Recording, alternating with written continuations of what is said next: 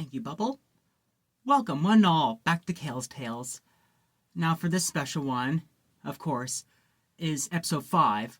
I want to take a moment to appreciate how well crafted the hype was for episode 5 of The Amazing Digital Circus. Just the craziest way Glitch fed us little bits of information, bit by little bit, while they also bait and switch us in such a funny approach to community interaction and creating discussion. And I also love the trailer that is clearly trying to poke fun at AI and playfully imitate early YouTube videos. May 30th, Gooseworks posted a sneak peek of episode 5 on her Tumblr. Pomni squatting as a frog in a blank room, with Jax's foot being seen. Then Glitch posted that episode 5 will be this month, in June, with an NPC character, whose the fans thought would be Dr. Football. But no, it's a disappearing guy, who is one of the funniest jokes in that episode. We'll get to that, don't worry. Now, the way Glitch posted a sneak peek on the adventure, trolling the fans, had me cry laughing. It was hilarious. First, Jax with a gun in the hot savannah, and then, okay, it's going to be a safari episode, that's fine. 2 days later, we got Pomni at the office, actually being President Pomni. Okay, then I guess they'll split up into 3. 3 will go in adventure, and the other will be in the other adventure. Okay, that's fine. Yeah. So, 2 days later, apparently it's going to be a baseball adventure, which is now canon. The fans, predicted that. We all knew. 2 days later, it's a mafia adventure, I guess, and then... This shit doesn't make sense. Are there any witnesses who saw what happened that could tell me what the fuck is going on? It shows the post of Ragda in a Jessica Rabbit gown, and Pomni with half her shirt unbuttoned, showing just her chest. I immediately knew in just a few hours that fan art would take Tumblr by storm. I saw it. I knew the RagaPom Bun Blossom shippers would just be gushing, and I would find that on Tumblr, and I was right. And you know what? What the hell? Feels appropriate for Pride Month. And as long as I credit the artists, won't be a problem. Tashtine, Blue Panda Blogs, I forgot the Zombie Bear, I think. Anyway, don't worry. The links are in the description if you'd like to go and subscribe to them. I love them. But anyway, with Ragda isn't malicious.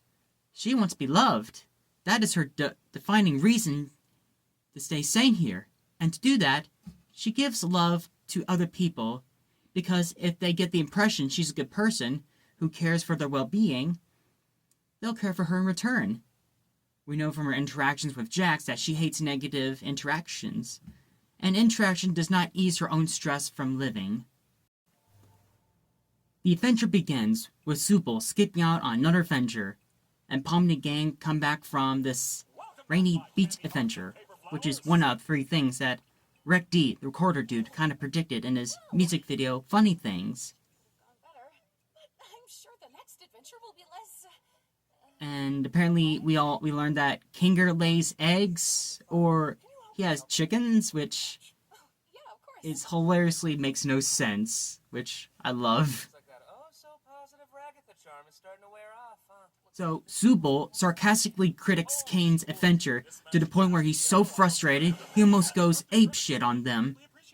He calls everyone over to go down his own ideas for future adventures.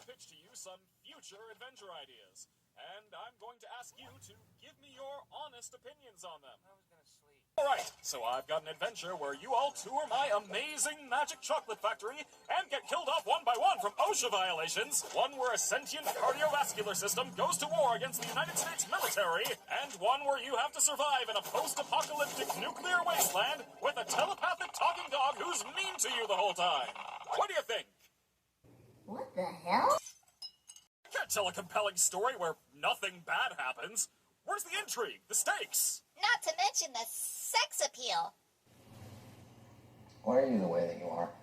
You know, that's basically me when coming up with ideas after my fourth cup of coffee for this channel. Like, hey, what do you think of this and that? Should I review another Blue Scoops episode? It seems to be doing well. And apparently Bubble canonically says sex appeal, which, congratulations, Big Fish Studios. You predicted that a year ago, and it's canonically in there. Bubble said sex appeal. Tell me one suggestion that you want me to add for today's new adventure. Okay, hear me out. Sex appeal. Well, really? That's it? That's all you want? Supal and Pomni admit to actually liking the fast food adventure, surprising Kaine, as the others disagree, with Jax admitting if he does go through it again, he's going to kill RagaPom.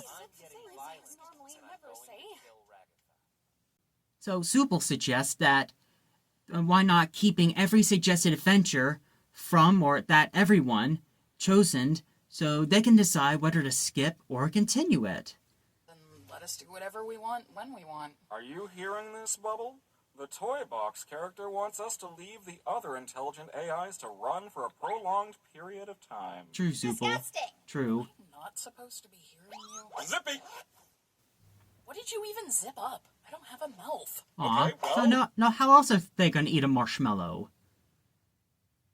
Well, and so Kaine has the gang go through a lightning round, where they dive through every of the suggestions in the box, and have the right to vote to skip it if they don't like it to the next adventure.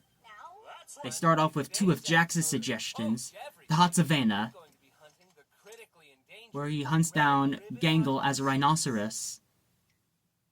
Just like Mom used to make. And for the rest of the episode, thanks to democracy, Jax is now vegan, which is kind of surprising to him because I thought Kaine couldn't change, mess with our minds. But yet, I guess Kaine is more powerful than he let on, which is something to really think about hard. Why me? Another one of Jax's suggestions is Pomni as the president, anxious and confused, with Kinger as her assistant, or vice president. President, it looks like there are Is some this new appropriate developments time in to ongoing do war the... between Australia never mind. on our characters. I'm your assistant. Is that a baby head lamp? Didn't you get one too? I figured we were all on the same page here, but if not, you're gonna have to tap into those golden improv skills. I'm sorry, what? Oh yeah, I didn't give you one because I wanted to see what you do. Thanks, Jax. Appreciate it. I'm not Jax. We have RagaPom and Supal as security, and Jax as an Australian terrorist, with a bomb, including the fourth wall jokes. All the world's deadliest spiders into. Did I pick a bad time? Hey, well, which wire do I cut? Follow your heart. You stay out of this. Shouldn't you be arrested or something? Hey, I'm on your side here. You're literally not. Come on, just pick your favorite color. Like the red one? I'd personally go with blue. Blue's my favorite color, it being closest to black and all. Wouldn't black be your favorite color then? Well, no. Hi! I'm a New Zealand extremist. Bizarrely enough, factually accurate what New Zealand extremists do. Others threaten people with.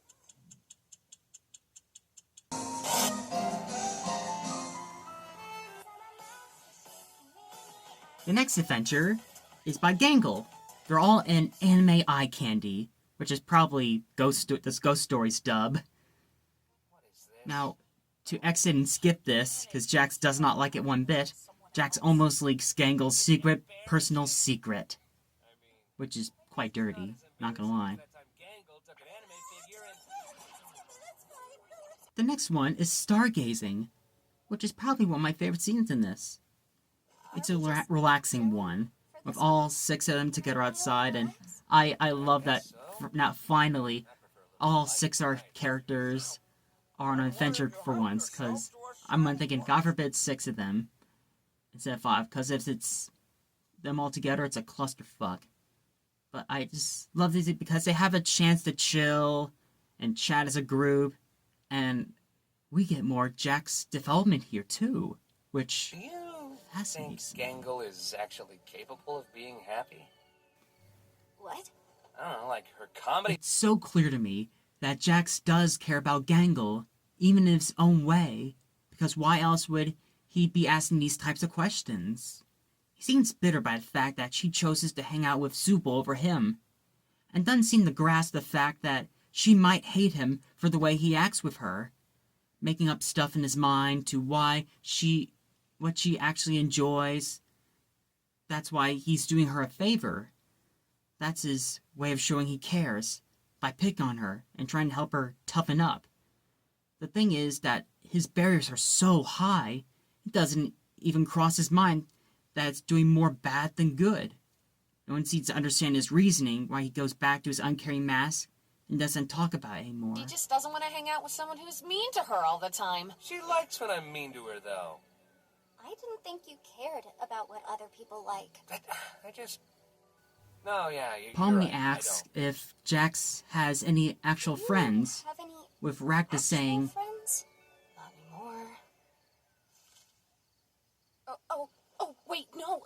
I'm sorry. I wasn't talking about that. That wasn't meant to be. Jax's face expression to her says it all. No response verbally. He shares with Pomni on how Rakta tries so hard to be friendly, on how fake it comes off, and loses value and gets tired. There's like distrust there. And I love how Jax and Pomni are real to each other. The way they interact isn't like the others. They're animated, happy, or miserable, but Pomni is more exposed and real. Maybe that reminds Jax of his past, or that energy of Pomni being real that is comforting to him. You ever watch an episode and say, shippers are gonna go feral, not gonna lie. Yeah, Masculinity. You don't have a tail? They do, don't they? I think after this, oh, look, maybe. Bluetooth ship. That's a bad thing! The shippers are gonna go nuts. And here we have the greatest animation sequence so far in the show. Intermission. It's basically a compilation of, hey, let's apply all the Blender physics and effects we know. Take acid, bath salt, and throw them all together. Yeah, baby. Every animation directing that goes in the effects of Digital Circus, that goes to Kevin Temmer, who also worked on Murder Drones and the Gaslight District. He also used to work at Blue Sky Studios before it shut down, so a special thank you to Kevin and his team, every one of you. You absolutely worked so hard.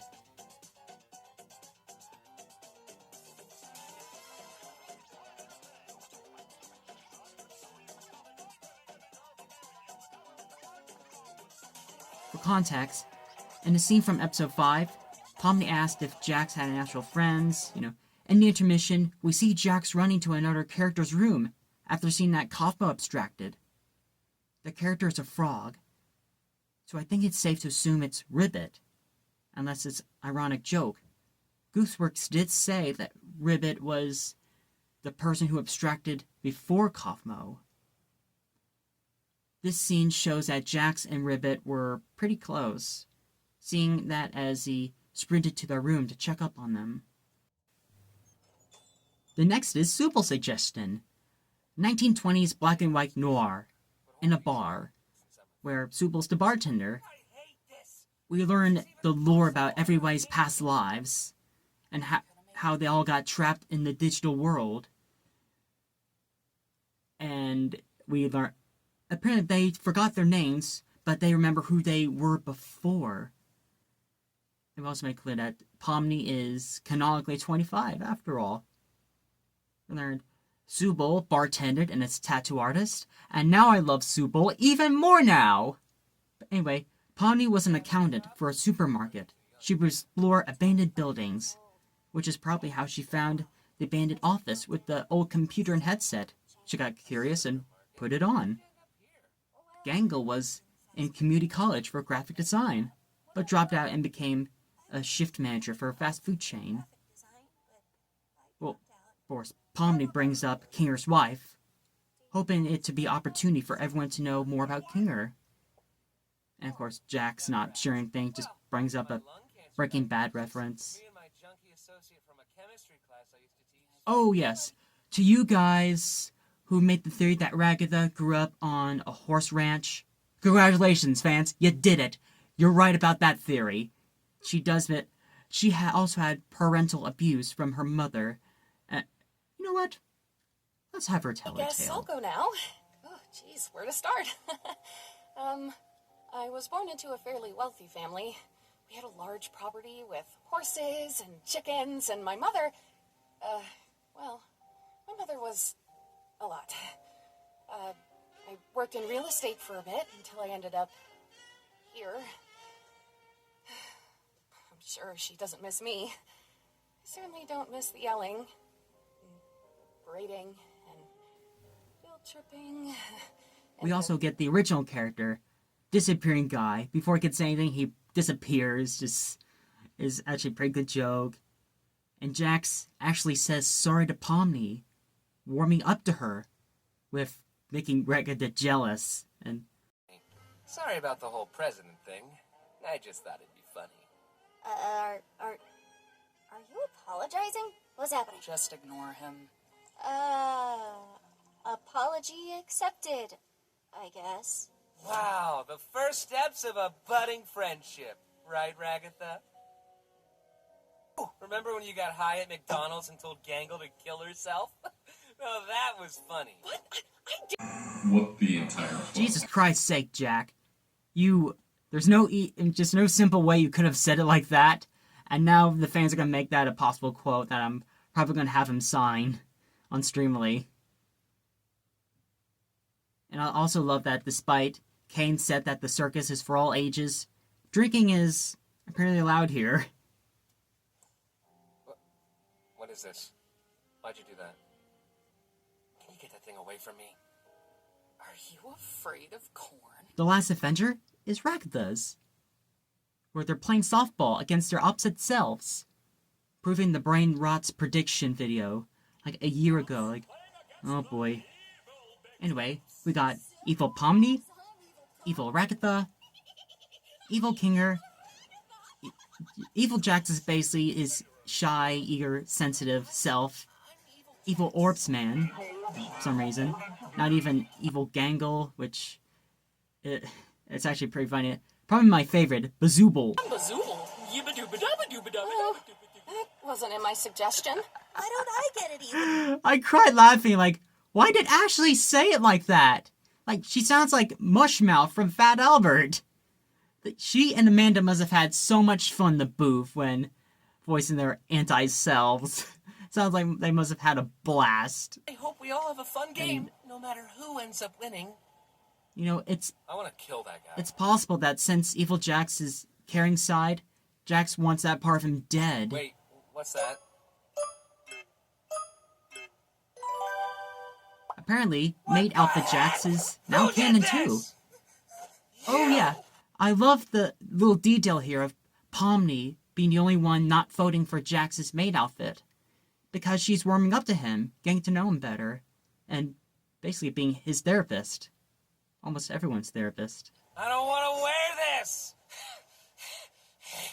And when they put Jax in the maid outfit, Never seen he you looks this genuinely upset about upset. Like, he even gets the squiggly eyes, like Pomni's did the anxiety in the pilot episode. Like, and so when they have no ball, Coach Kinger pops off his eye, inspects it. Instead, he pops up Zooble's eye because of perfect regulation, softball size. We're not playing baseball.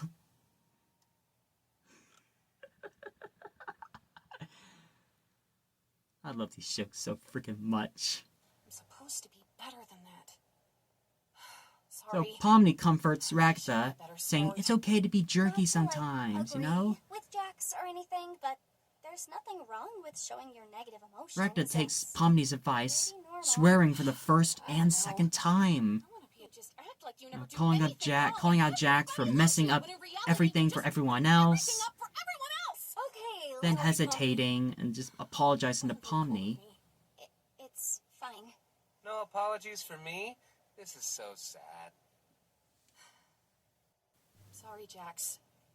For bringing up. I'm sorry to the Bunny Doll shippers, but the way Ragatha apologized to Jax for not having real friends anymore So, or bring up his old friend. You wanna I don't think she actually meant it. about I that? think she mistreated him too Maid outfit, hard, I think. which makes me feel sorry for him even more because I don't think he's all bad as they thought he was.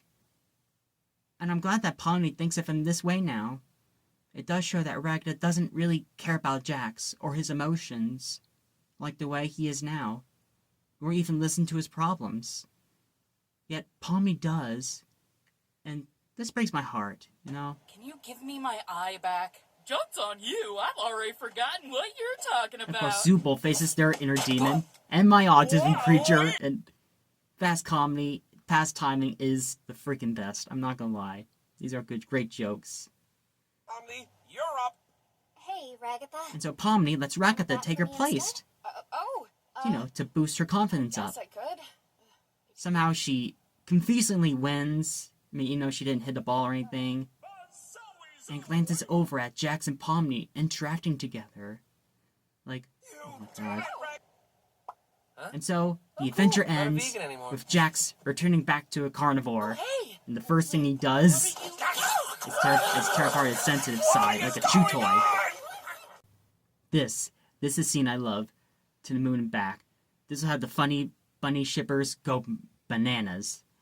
Is Pomni quietly chuckles at what Jax is doing. Ragda sees this and has a worried, concerned expression. Oh, and here, funny bunny shippers be like, and me after this episode be like, Christ on a stick, I guess there is a God. so the episode ends with Jax taking his new friend Pomni to see something in the hall, leaving Ragda alone with no one to cling on to. And at the end, Glitch leaves us this poster of her stargazing, thanking us for being patient for this episode. It also ends with this mannequin in the corner, ominously staring at what's going on. It holds no joke back and makes it very clear the next episode is the storm. This is the silly. The next one is going to be very different tone. It makes it very clear. And so, now for the hints in this. In the scene where Jax found out he has no tail, there's a cloud shaped like a bunny that has a tail. And to the funny gummy shippers, we've got Gator Goo, some you'll thirst for.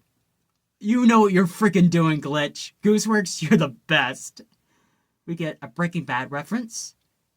Kinger under the desk to talk with Pomni, so he'll become more lucid, which a callback to episode 3.